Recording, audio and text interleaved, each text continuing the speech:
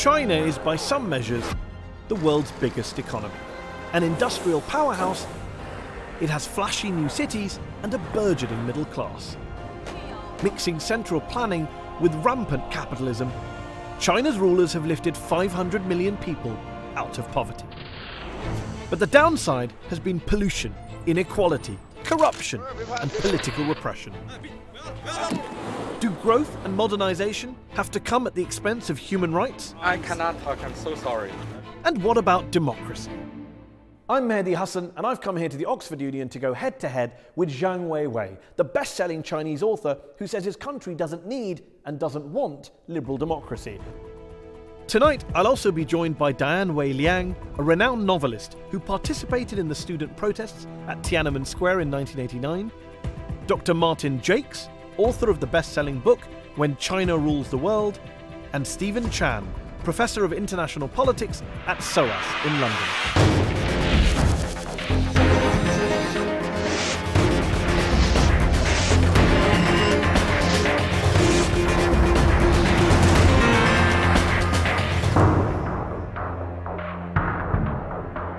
Ladies and gentlemen, without any further ado, our guest tonight, Professor Zhang Weiwei. He was Deng Xiaoping's favourite interpreter, and in his book, The China Wave, he fervently defends the Chinese political model.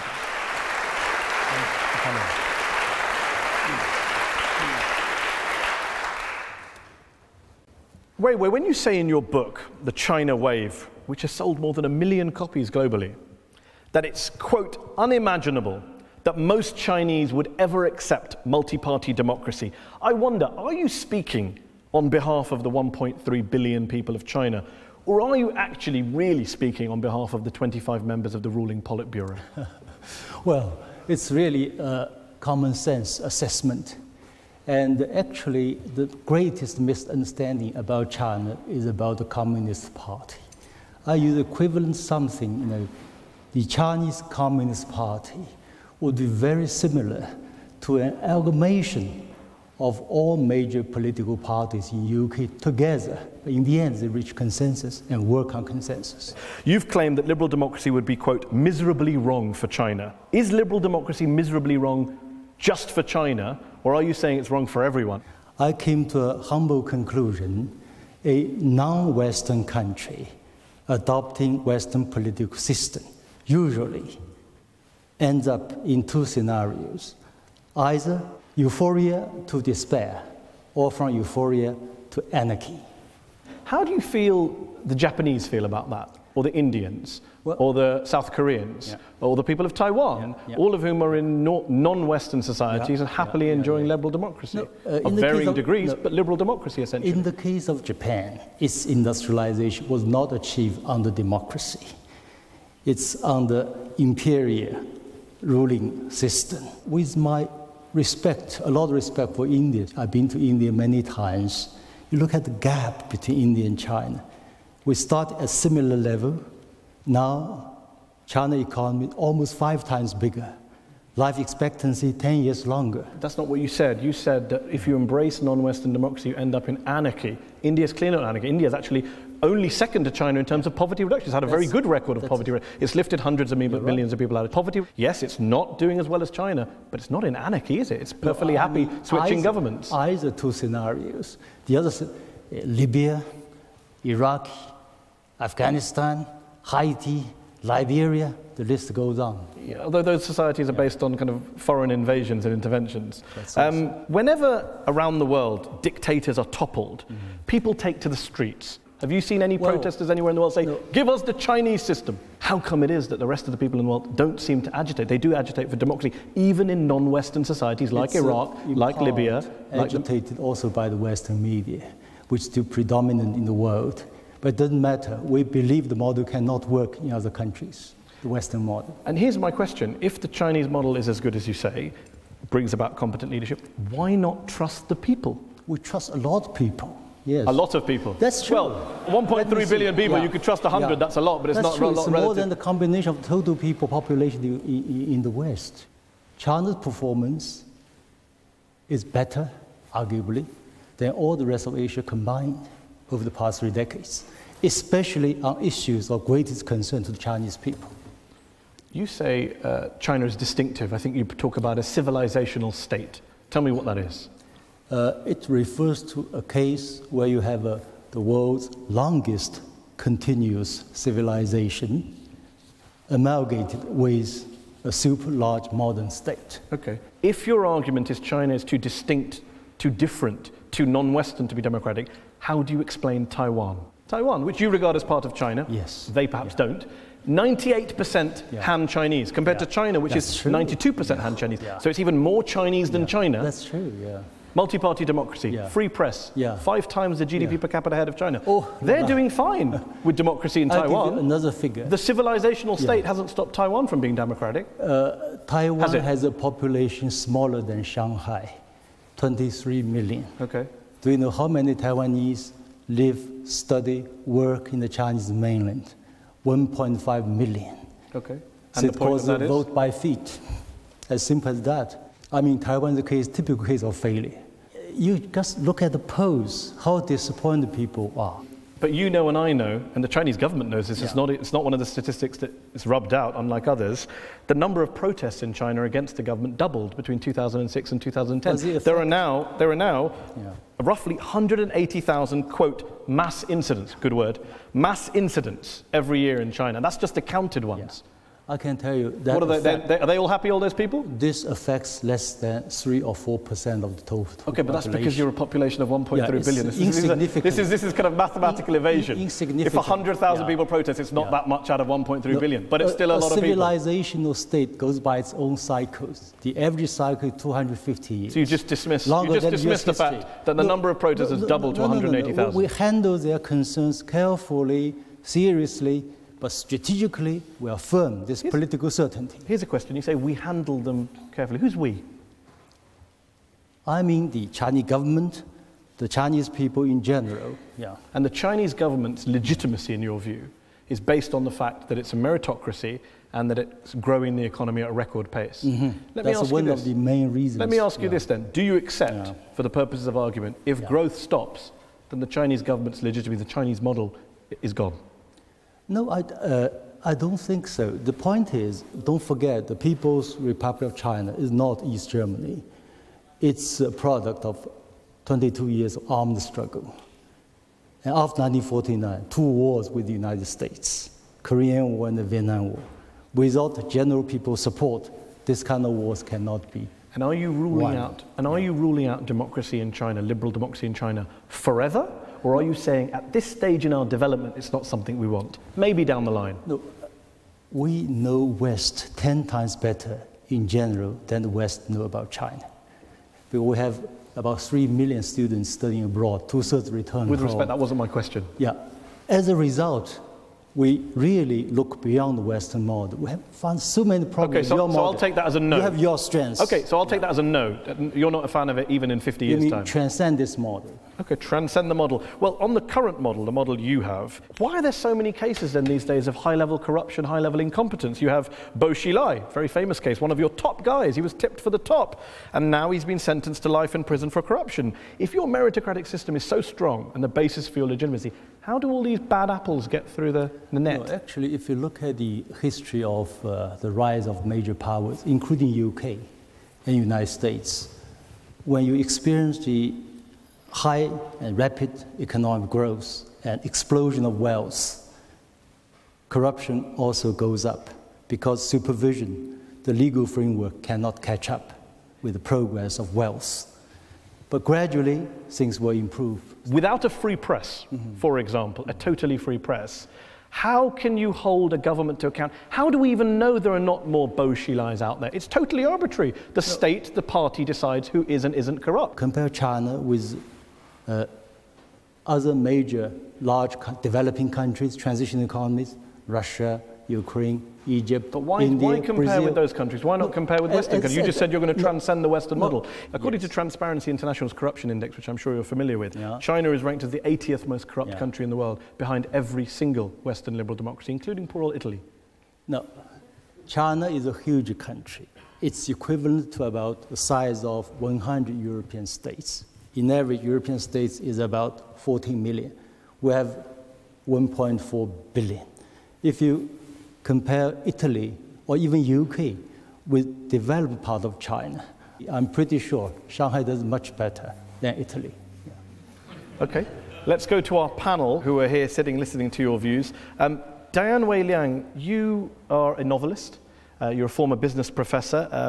You spent part of your childhood, I believe, in a labor camp, and you were at Tiananmen Square in 1989. Weiwei says that democracy is a Western ideal, and therefore it's not suitable for a country like China, which is a civilizational state, which is a massive country. Do you agree with him? Well, I do not. If you ask, why was there a million people every day on Tiananmen Square asking for democracy and freedom of speech, and over 100 million people in China demanding the same, and you stop and think, well, the Chinese people do want democracy, they do want freedom. It's not just about one person, one vote. It's not just about multi-party, but also about the rule of law. I know in your book, you said China is a society ruled by law. China is not. The rule of law means a separation between the legal system and the executive branch. Who would decide the law? If the president has a different view from the law, who has the more power? So the big question is not to ask the Chinese people, are you happy with how things are going? But give them choice. Would you rather live in a society in which you do not have any idea what is happening in the vital part of your political system? Would you live in a society in which if you speak freely, you would risk going to jail? Okay, let Weiwei respond to that. China has moved along a lot. If you still say China does not have rule of law or rule by law, it will be a bit ridiculous. China is now world's largest property market. Without rule of law, people will not buy property. China is one of the largest countries attracting foreign capital investment. Without rule of law, that will not happen. So things are moving. Let me bring in Martin Jakes, writer, academic, thinker, author of the best-selling book, When China Rules the World. I believe you were the guy who first came up with this civilizational state model. Is that something you agree with Weiwei on? Do you think China's not yet ready for democracy right now? None of the Western countries were democratic in the terms that you're using during their period of economic takeoff. Not one single one. None of them had a universal suffrage or a multi-party. China's at a different stage in development, so it's unfair to compare them in that way. It's just silly. It's, it's naive, to be quite frank. Okay, well, let me put the question to you that I put to Weiwei. Do you think China will be ready for democracy later on, then? Let me take you up there. You see, the point is then, what is democracy? Okay? Now, is China now the same as it was after the death of Mao? No, it's not. It's changed profoundly, not just economically and socially, but also politically. Will China be ready for democracy down the line? In the longer run, I don't know the answer to that question. I don't know the answer to that question. Fair enough.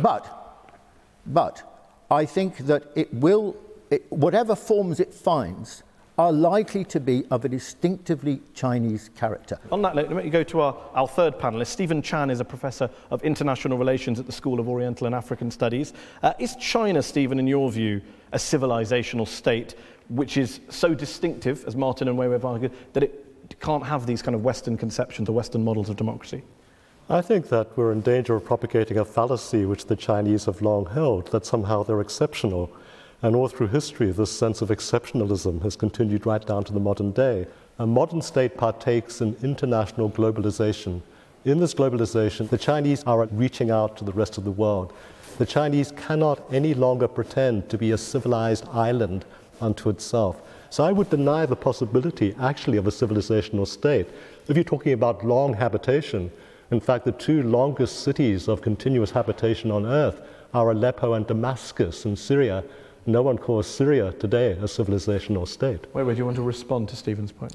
Well, of course, you could have different arguments. When I say civilizational states, because China is perhaps the only civilization which continues for about 5,000 years.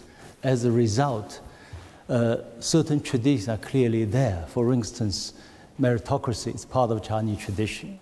I check, with my friends in Shanghai, do you want one person, one vote? Very few. Yeah. The current model is working better, much better. With respect, your friends in Shanghai are exactly the most representative cross-section focus group. Diane. The reason why China has done so well for the past 25 years, we've had meritocracy for over 1,000 years. That system stayed. China was prosperous until the 1500s. Then China closed its door and stopped trading with the world. Okay. China was in decline. And the last 25 years, China benefited a lot more from globalization rather than the so-called Chinese model. Okay. You say, why should we take this one person, one vote when meritocracy is working so much better for us? Some might say because life is about more than economics. Life is about more than economic growth. It's about human dignity. It's about self-respect. It's about freedom. It's about human rights. That's true. And that's not always protected by the fact that you have a great trade surplus or wonderful state investment. So on that note, you say in your book that China, quote, accepts prevailing conceptions of human rights. For sure. Let me ask you this. Liu Xiaobo, human rights activist, academic, author, 2010 winner of the Nobel Peace Prize. If I were to ask him, what would he say? Why is he sitting behind bars? He circulated a petition calling for human rights and democracy. Is a person who openly advocates 300 years of colonization of China by the West. He hoped that will happen. His open statement. So you imprison people on the basis of their hopes now? No. This comment, this observation by Liu Xiaobo is a clear violation of Universal Declaration of Human Rights.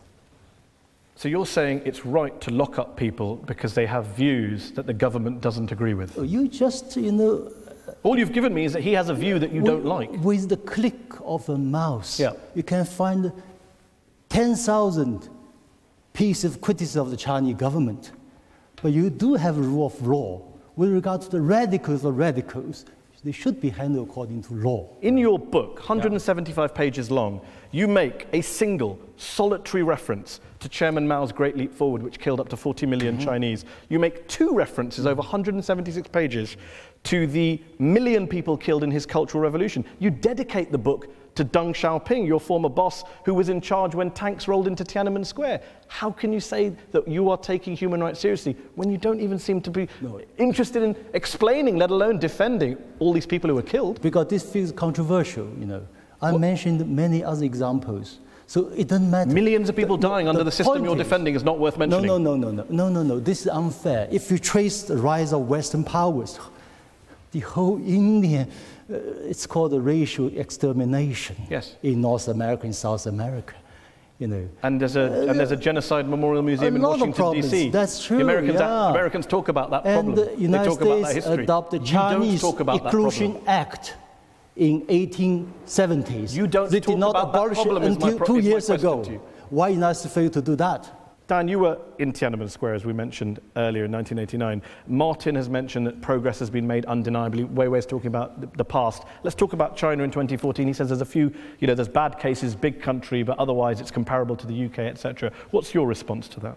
What's very interesting in Professor Zhang's book is that he redefines democracy, redefines human rights, and redefines everything. Why does China need to do that? Why is human rights only about economic development? Why is it not about the notion that all men are created equal, that nations are built on liberty and freedom? Come back to that. Let me ask Martin that question. The Western discourse, when they're talking about developing countries, and especially China, is to pay scant respect to the economic achievements. But both have to be taken into account. They're both very important. Economic rights, freedom from poverty, is the structure on which many of the other things are built. So it is absolutely fundamental. And that's obviously different from a Western country. Do you think as they get more economic rights, i.e. bigger middle class, more wealth, they will demand more political rights? Yeah, of course. Is that what history teaches us? I don't think we're talking just in the future. I think that's already happened. Now, with time, of course, as China becomes richer, as people have a better standard of living, as they have access to cultural facilities they never had, as the educational level improves and so on, there's going to be a dramatic transformation. Let's bring in Stephen. How long do you think the China model, as it is with its human rights issues, shall we put it this way, can survive given what Chinese people are seeing the rest of the world enjoys in terms of rights? Given globalization and given communications, given access to experience outside of China, I think the drive that Martin mentioned, particularly in the cities, for greater and greater freedoms is going to accelerate. So I don't think the present regime and its present disciplines can last. But I think that Martin made a key point here. When you do go to places like Shanghai and Beijing, yes, you can see progress. These are middle-class people in the great cities who are now enjoying more freedom than at any other time in Chinese history. This is not the case for poor people in the countryside, subject of land grabs and things of that nature, for instance, and it's not the case for minorities. So if you're a minority campaigning for certain rights of self-determination, you're not going to have those human rights. Let me put that specific point to Weiwei there. Democracies are not just about majority rule, they're about protecting minority rights. Stephen mentioned minorities. In China, minorities perhaps don't do so well, you could argue. The Uyghur Muslim community in Xinjiang, they're not very happy about living under the current Chinese system. There's the Tibetans, of course. Since 2011, something like one Tibetan protester a week has set themselves on fire in protest at Chinese rule and Chinese abuse of Tibetan human rights. There's definitely a human rights issue there. There are two issues involved. One is the sovereignty, the other is human rights. In terms of sovereignty, not a single country challenged that. Tibet, part of China. In terms of human rights, by Western perspective, the whole country, the Chinese political system is a violation of human rights. What can we say? But we think it's different. If you're a Tibetan who's been driven out of your house, if you're a Uyghur Muslim who, according to Human Rights Watch, face ethnic discrimination, religious repression, cultural suppression, what are you supposed to do?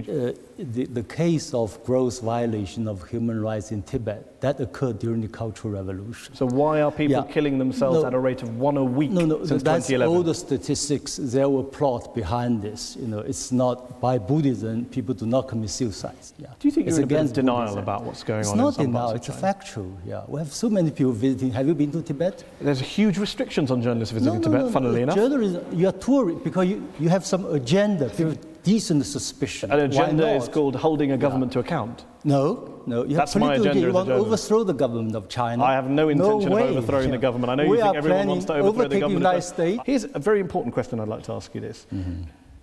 How many Chinese lives could be lost or would have to be lost to justify a single percentage of economic growth, a single percentage point?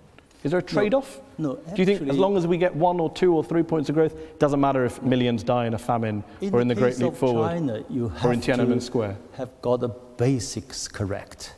In other words, first, China's achievement is the greatest, to be honest, in human history. 600 million people out of poverty. I'm conceding. I'm saying the economic achievement is amazing. With this but what is the cost? What's the price you're willing to pay for that? No, the cost is there. But still, it's manageable, as with the rise of other powers, but we can manage them, we can eventually overcome these problems. No, the cost is indeed reasonable. Reasonable. Okay, on that note, we're going to take a break. We're going to come back in part 2 of Head to Head, where we're going to be talking to our guest here tonight. We're going to be talking about China's role in the world. Join us in part 2 of Head to Head after the break.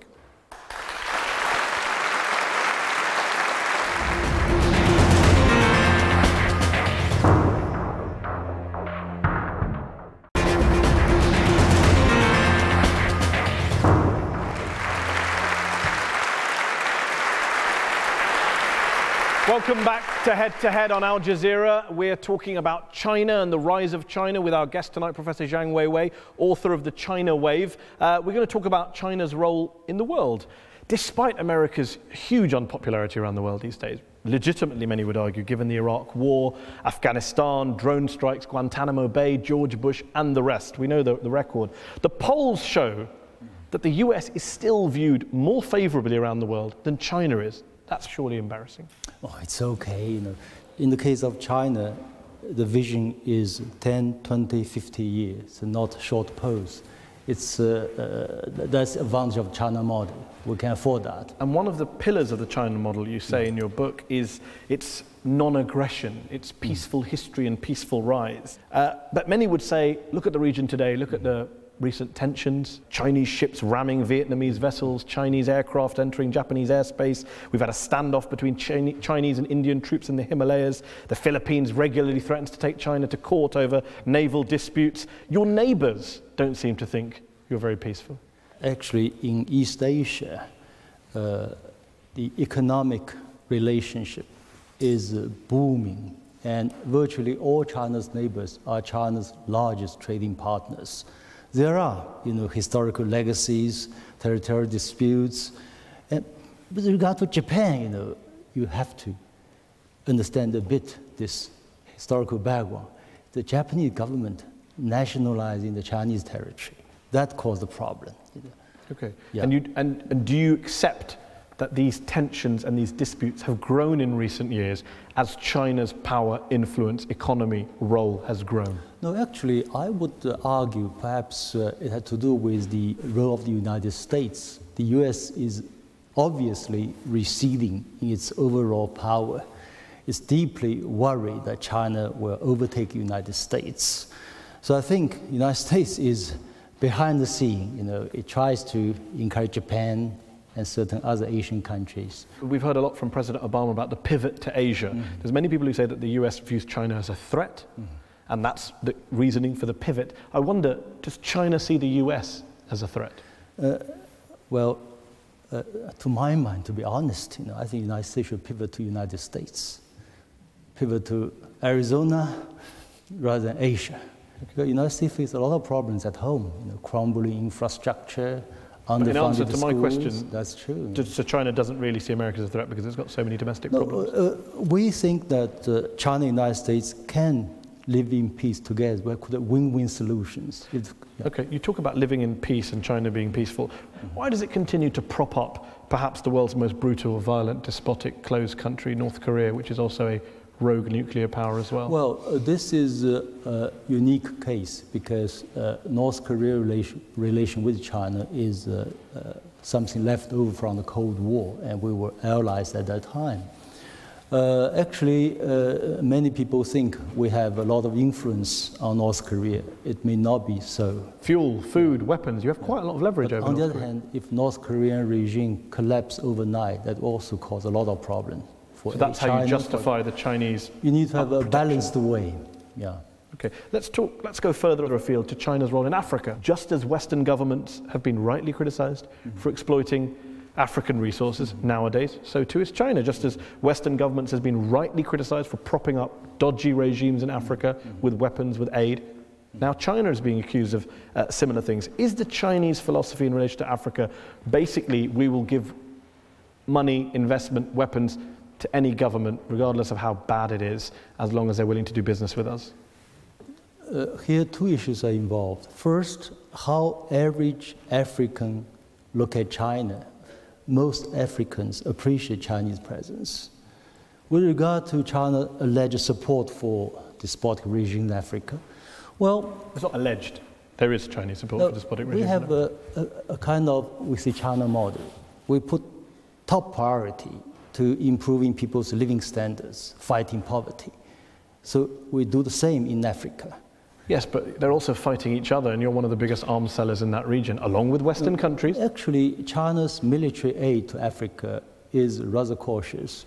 You have to examine case by case. Usually, if it involves direct confrontations between African states, China will refrain from giving military no external arms. wars, internal repression, fine. No, that's different. Business is business. It depends on perhaps the United States supply. UK supplies more weapons to different countries. I've already conceded that's not a good thing. I don't have the figures. Two wrongs don't make a right, do they? Weiwei? But the top 6 of the UN Security Council members are also top 6 suppliers of the weapons. Okay. You mentioned people in Africa have very positive views, and the polls do show that. And there's been a lot of very important investment by China in African countries. But there seems to be a pushback. Listen to the former governor of the Central Bank of Nigeria, Lamida Sanusi. He says, we must remove the rose-tinted glasses through which we view China. He says, China takes our primary goods and sells us manufactured ones. This was also the essence of colonialism. Quite a strong charge. Well, I don't know African when figure. he made this remark. China's involvement in Africa were already altogether 5 decades, if not longer. And if you look at 5 decades as a whole, China really helped Africa in building a whole new infrastructure. So this remark is unfair. Even for Nigeria, we build oil drilling facilities, railways for Nigeria. So a lot of people complain that you also bring Chinese labor with you. You don't benefit local skills, local labor. There is this kind of accusation, but indeed, in certain areas we do that. In certain areas we don't do. We create jobs. Okay. Yeah. Let's go to our panel. Diane, is China a threat, a problem for its neighbors in the region? Some of those neighbors are quite agitated about China's rise. Are they right to be agitated? Well, I don't think China intends to be a threat, but as China grows ever more powerful, I think it's inevitable when you have one neighbor is extremely powerful while you have other neighbors are not, the relationship will change, as we've seen in recent conflicts and tensions within Asia. And if we turn that on its head, I think China has used this peaceful rise rather selectively. China could throw its weight behind a lot of international issues more and to play its part and as its obligation as citizen of the world. Martin, you wrote the best-selling book, When China Rules the World. People in the West, for example, who read your book perhaps worried about this idea of being the dominant superpower. Are they right to be worried in your view? Do you buy this idea of a peaceful rise of China? Well, I mean, there's no guarantee that China will rise peacefully, because it doesn't just depend on China, does it? Above all, it depends on the reaction of the United States. No hegemon likes to lose its position. And the Americans are, you can see, with the pivot to Asia and so on, seeking to resist this. Countries are looking at their future and they're saying, well, do we opt to go with the United States, or they're thinking in these terms, or China? And most of them actually are going to opt with China, because China is going to be so important to their economies. Meanwhile, America's economic role in the region is declining rapidly. And this applies, of course, to other continents. You've been talking about Africa. So China is going to be such an important player. Before I bring in Stephen Chan, just for one last question to you. Do you think, yes or no, do you think China, when it does supplant America as the top dog, as the dominant power, will do a better job than America in that role? Well, you know, it's an impossible question to answer, but I think that it will do a very different kind of job, and in many ways it might be a better job. Okay, Stephen. But I don't, you know, one can't be certain about it. Stephen, how worried should the world be, not just China's neighbours, but the rest of the world, at the emergence of this new superpower that is China and the Chinese model? I spent a lot of time in Africa. I've lived a number of years in Africa. I've been through a number of African wars as a peacekeeper, and advise African governments these days on investment packages put forward by the Chinese. In general terms, you do have a measure of genuine generosity and genuine help from state corporations, state enterprises coming out of China and trying to work with African governments. But there are very, very real problems with some of the contracts offered. So if there is a government that is still naive in its negotiating capacity, the Chinese are not above taking advantage. And I think there are recent examples in terms of platinum deals with the government of Namibia, for instance, which I advised against. But that went ahead because of political pressures. And the global role, what about the anxiety about this new superpower, this new kid on the block? Should we be worried? I think that the real problem is not about the state power of China, but about private entrepreneurs, private Chinese citizens going out to make their fortunes in other parts of the world and bringing with them civilizational attitudes that are not refined and attuned to the realities of the outside world. Private Chinese entrepreneurs, not government people, but private entrepreneurs in Africa have been largely racist. Yeah. Okay, well on that provocative note, let's open up to our audience here in the Oxford Union, who's been listening to our guest tonight talk about China. We've talked about democracy, the economy, human rights. We've talked about its role in the world. Who'd like to make a point to our guest, Zhang Weiwei, tonight? Gentleman here in the second row. Thank you. I'm Richard Bennett from Amnesty International. You may have heard of us, even in China. With pleasure. Xi Jinping says that he's cracking down on corruption. So why are people from China's New Citizens Movement, which has through entirely peaceful means called for disclosure of officials' assets in order to fight corruption, why are they being detained, tried, and imprisoned? Well, I don't know exactly the cases you refer to, but I can tell you the overall background. In the Chinese model, it's very different from the Western model. The Western model is more or less, pinning on the society against the state. And the Chinese model is mutual interaction between the state and society. If you look at any opinion surveys in China, public order is always top one preference of the Chinese people. People treasure public order and stability. People thrive. Chinese are hardworking. If you are running a state as large as China, 1.3 billion people, you can make at least 80% population very happy. That's important. And then you try to fine-tune, gradually improve bits here, bits there. That's how the strategy has worked. Has anyone in your family or social circle ever been arrested or detained by the Chinese authorities? Most Chinese families suffered a lot during the Cultural Revolution, especially in big cities. Yeah. But on the other hand, if you look at opinion surveys, Chairman Mao is still very popular. Why? Because he unified such a large country. He liberated women. Probably not popular with the people he killed. Let's go to somebody else in the audience here. Gentleman there in the third row to my right, yes, with the check shirt. Do you want to wait for the microphone to come to you? And you talked that the so-called Western model could not be applied to non-Western countries. So if that's true, then what lessons can China offer to the rest of the world? And would you call those kind of lessons universal lessons? No, the Chinese don't have this claim of universality. We are a very interesting group of people. You know, we think if our model is good for us, we stay with it. We can compete with others. If others think our model is good, you can learn from us. If you think our model is not good, we don't care. Yeah, that's very different from the Western model. But indeed, if your model is indeed good, others will come to learn from you. We'll take this woman here, and then we'll go to this woman here.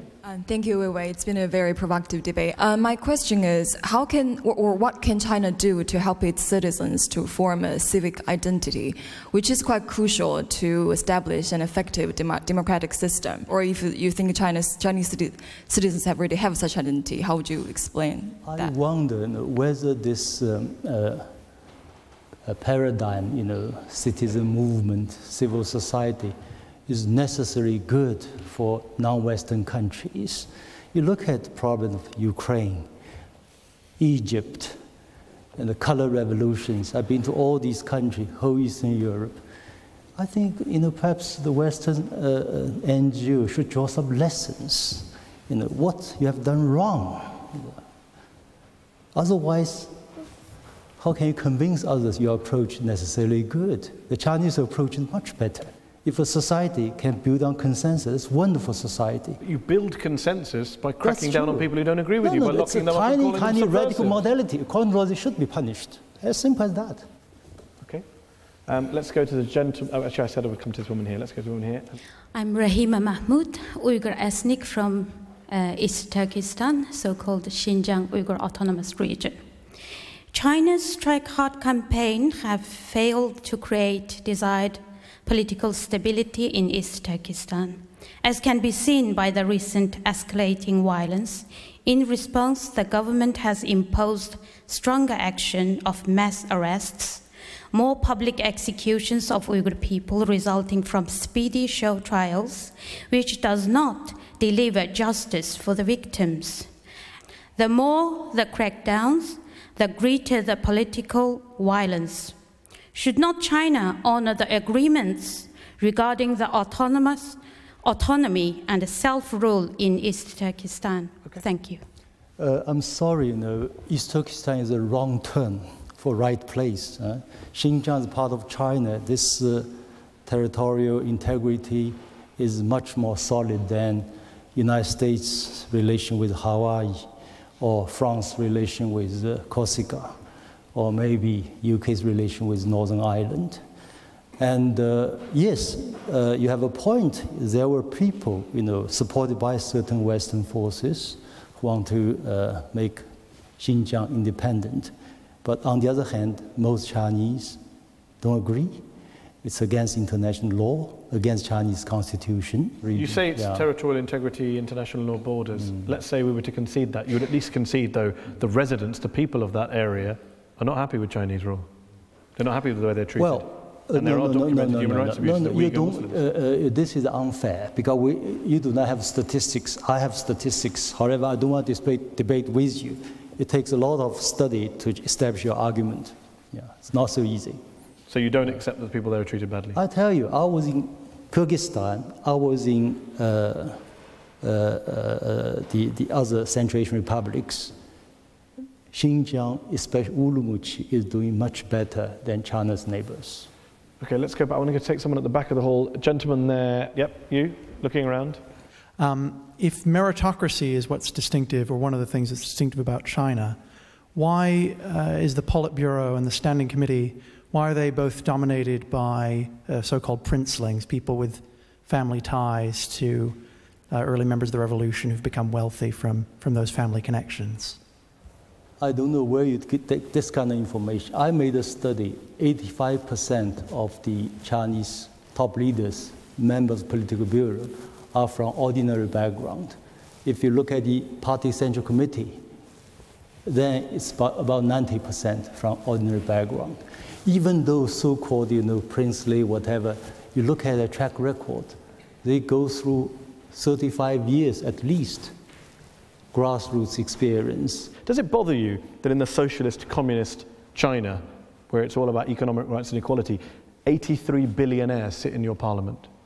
No, this is a completely wrong figure.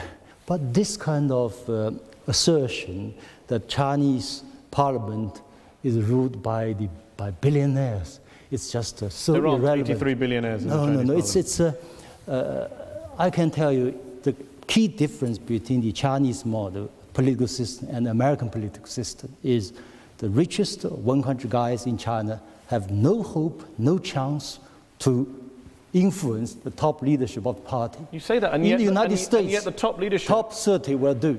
And yet in the Chinese leadership, there are plenty of people who have enriched themselves along the way. There have been plenty of allegations against former Premier Wen Qiaobao's family, the current president's family. Yeah.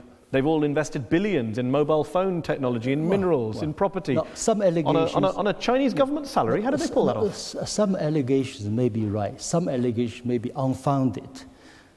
So this is not a key issue. The key issue is whether... You don't know because you don't allow the investigation to happen, do you? That's the problem. You don't have a free press to investigate that stuff. Let's take a question from a woman, please. Yes, here. It's been over 60 years since China invaded Tibet. China's system of trying to sinicize Tibet and stamping down on any activities it sees as threatening is doing nothing to quench the desire for self-determination.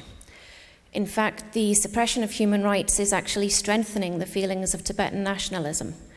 So do you think it's possible that the Chinese system can be flexible enough to come up with a solution that will be acceptable to the Tibetans? Or will China simply continue to try and rule by force? No, if you compare Chinese approach adopted in Tibet with the European approach adopted in Americas in the history, no comparison. Did you notice most Tibetans today? Straw man argument. We're not comparing China's. Come on, Weiwei. We're not comparing China's treatment of Tibet. And Chinese court only allows Tibetan language for Tibetan citizens involved. Will that happen in Europe? Will that happen in North America? How many Indians can still speak a local language? They have to speak English. Between 500,000 and over 1 million Tibetans are estimated to have been killed over the last 60 years. 100% wrong. You can look you can check the statistics. You tell me, how many Tibetans have been killed since 1950? Give me your number. No. You tell me how many have been killed. You can check what's the population in 1950. What's the population today? I'm asking you a simple question. The studies I've seen say between 500,000 and 1 million. You dispute that. How many do you say have died? Well, this is a wrong question. How many Britons died? I don't know. The question you don't want to answer is a wrong question. Gentleman, I don't know the answer. Okay, if you don't know the answer, perhaps you shouldn't question studies that have been done. Gentleman here. My question to you is, who is going to protect the ordinary people if their interests one day goes against those of the state? It's a hypothetical question. Actually, when I say China is a strong state, I always say strong and relatively neutral state. That's the key word. Do you genuinely believe it's hypothetical that a citizen's rights clash with the government's? No, it depends. We have, if you want to overthrow, if I look at the Amnesty International, Human Rights Watch. Want to overthrow the Chinese government. No. Your TV program, even the BBC, a communist regime propaganda, the way you look at China, almost similar to how China look at West during the Cultural Revolution. And yet hundreds of Chinese intellectuals, academics, dissidents have all signed all sorts of petitions and charters. Well, this is not a Western conspiracy. Tiny minority. sponsored by Western countries. When you have a billion people, everything's a minority. Let's go to a question from the lady here in the third row. I'd like to ask about Sino-Japan relations. Do you think there's any area of cooperation which can ease the ongoing tension between China and Japan? Thank you. Thank you. Actually, if you look at the statistics, China and Japan should become brothers. We have so much, interaction and in terms of trade, in terms of human-to-human contact, etc. Okay. However, politically, I still, with my Chinese bias, blame more on Prime Minister Abe. The lady with her hand up. Thank you, Professor. I do not dare to tell you my name. That's how unique China's success is in terms of human rights, because some of my friends were just arrested and in prison recently. And I found your talk quite contradictory in three ways. First of all, you said China is very friendly with neighbor countries, but you just called Taiwan a failure. And you talk about average African person, citizen, how they see China as something positive. But what about the average Chinese citizen, how they view their government? Okay. Yeah. Do you want to come back in briefly there? Yeah, I suggest you look at three surveys, PW, Gallup, and also Asia Barometer. They will give you the answer. Yeah. Isn't it the case, though? I've got to ask this question at the end of this program. If we had a conversation like this in Beijing on television, if we had the kind of statements that were made about Tibet and democracy and locking up peaceful protesters on television in China, Diane or Stephen or members of the audience would get a knock at the door the next day, wouldn't they? No. You wouldn't be able to have this discussion. I had a debate. Yeah, I had a debate with Professor Fukuyama, the author of The End of History. It's broadcast live. Still, you can check on the internet. We discuss each and every issue mentioned here, even more than that. So, if anyone had said any of what they've said tonight on a public forum in China, nothing would happen to them in your view? I don't know exactly, because I'm not. No, it doesn't matter. It doesn't matter. Okay. Yeah. But you can check my debate with Fukuyama. Okay. He's more aggressive than you. Me? Aggressive? That's true. Thank you very much for joining us tonight, Professor Zhang Weiwei. Thank you very much to our panel for coming here and offering us their expertise. Thank you all here in the Oxford Union for joining us. And thanks to all of you for watching at home. Head to Head will be back next week. Good night.